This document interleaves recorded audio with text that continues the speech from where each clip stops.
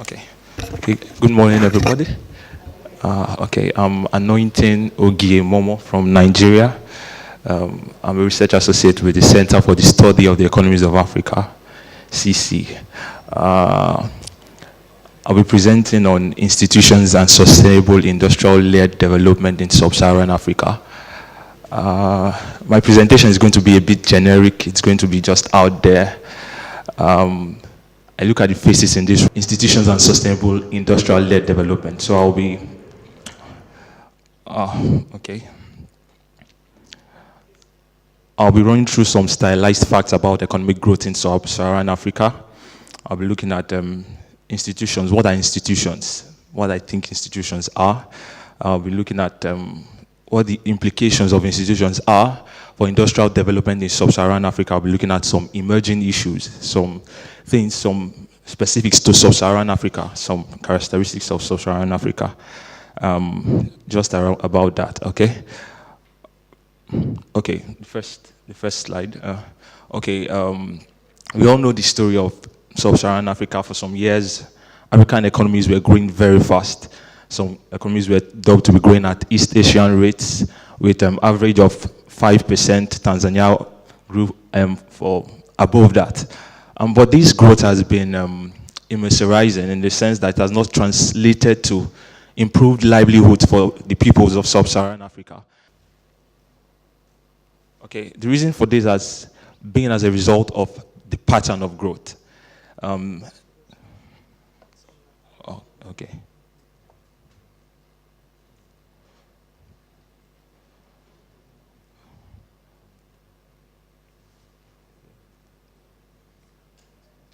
Oh.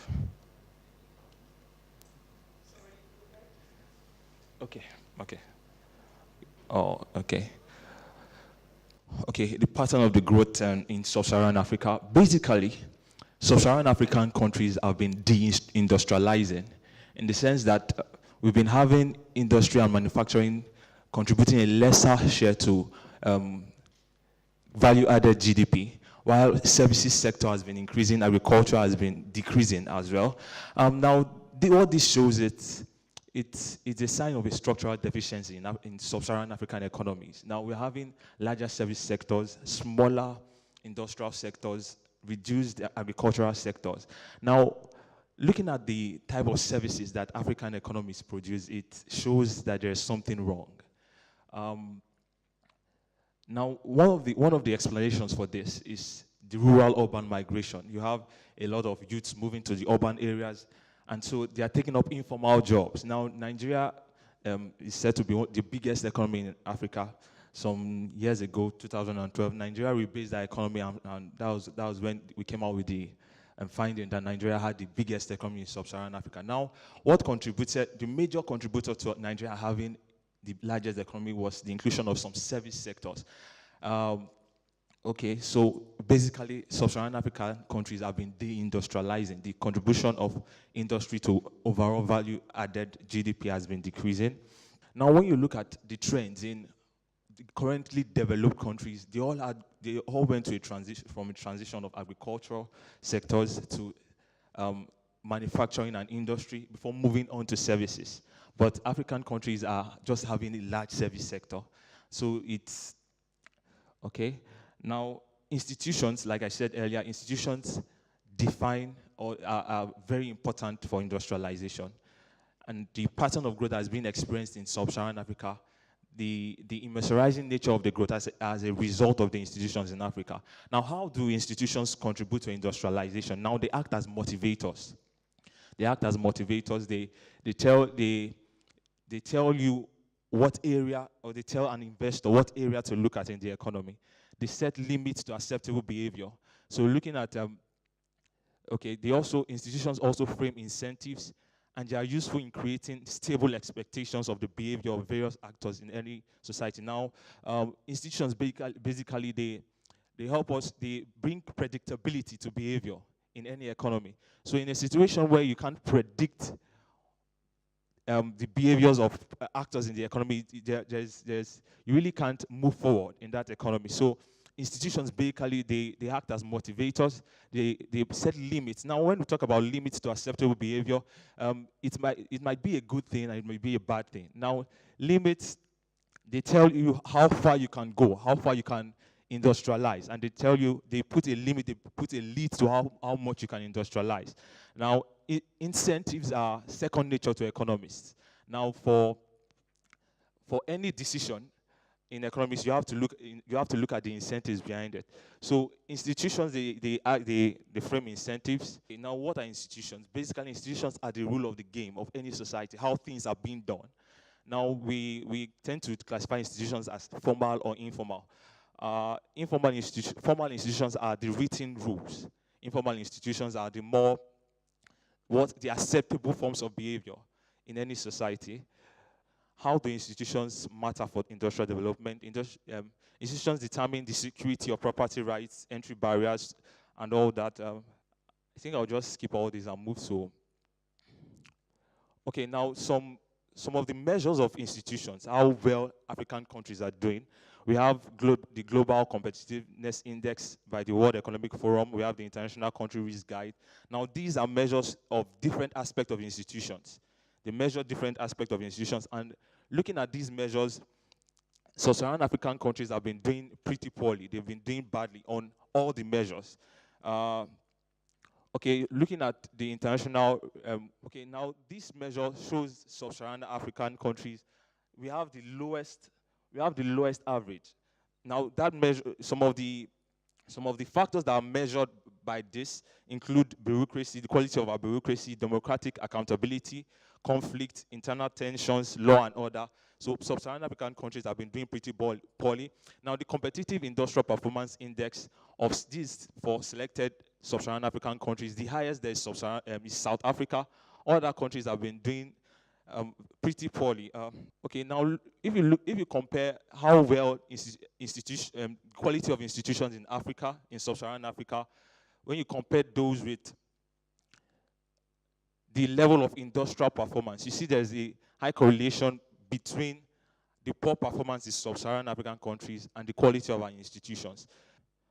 Okay, now basically institutions in Sub-Saharan Africa, most of them have been failing. There are a number of cases where we have strong institutions. We talk about Botswana, we talk about Mauritius. Those are countries that have been said to have strong institutions in Sub-Saharan Africa. Now, I'll look at why institutions in Sub-Saharan African countries fail. I think this is where most of my talk will be around. Basically, institutions fail as a result of four factors. Now, when there's a lack of context, when institutions are not being placed in context, when there's a disconnect between what is on ground and what the institutions are supposed to be addressing. Now, when institutions fail as a result of misalignment of the context, that's when what is on ground is not being aligned with what the institutions are meant to address. Now, so in Sub-Saharan African countries, we have a situation where we have we have things that work for us, but we prefer to adopt westernized approaches. Now, let me use the instance of Nigeria. Now, before now, the past administration, President Goodluck Jonathan, when he was coming in, he promised to institutionalize modular refineries. Now, those are refineries that they call them illegal, but they actually refine petroleum products. Now, but when he came in, some of these refineries have been closed down. Now, these are things that actually work. And so we have institutions that don't look at what is actually working. Instead, we just look at broad-range institutional reforms. We actually don't look at what is on ground, what is working, and try to build our institutions around those things. So when there's a lack of context, you don't look at what is on ground. I believe institutions in Africa will work better when we understand what is on ground and pattern our institutions to fit what is on ground. Now, looking at the success stories of institutions in Africa, we have Botswana, we have Rwanda, we have maybe Mauritius. Now, Botswana, they have the Swana system, where it's built on something that is on ground. They look at what they have, and they build institutions on that. Looking at Rwanda, they have the Imigo, I hope I pronounce it right. They look at their practices, cultural practices, and they align their institutions to what is on ground. So institutions basically fail when they fail to take account of what is on ground. We just want to import systems, and those don't work. Okay, also institutions fail when there's a lack of content. Okay, that relates to the lack of context as well. Because an understanding of the context will help you build the right content for your institutions. Okay, institutions fail as a result of administration. Now, this comes about when those that are supposed to manage these institutions, they sabotage the institutions. And that's the situation we've been having in most sub-Saharan African countries, where you have government actors sabotaging the westernized institutions. And I think that's as a result of the fact that those institutions basically don't take account of the context. So you have a lot of deals being cut, okay? Also, institutions fail when there's a change in expectations. Now, sub-Saharan African countries have been growing over the years, but in a situation where the institutions are not being changed to align with the change in expectations of those around, you can rightly say those institutions have failed.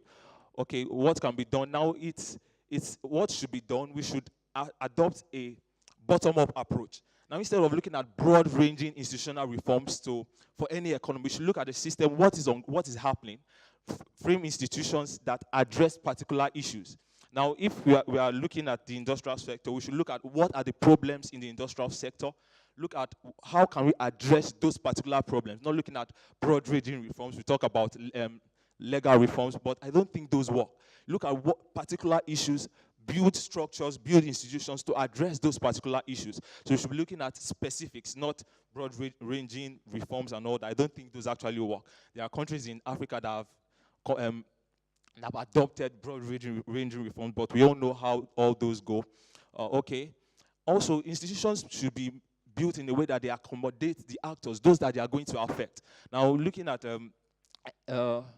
and that goes back to the earlier point I made about content. Now, institutions should accommodate a lot of players. Now, institutions should be built, or formalizing institutions should be built by bringing together those that are informed. There should be wide consultations, not just bringing some ideas, this works in this country, without looking at the characteristics of your own country to build those reforms.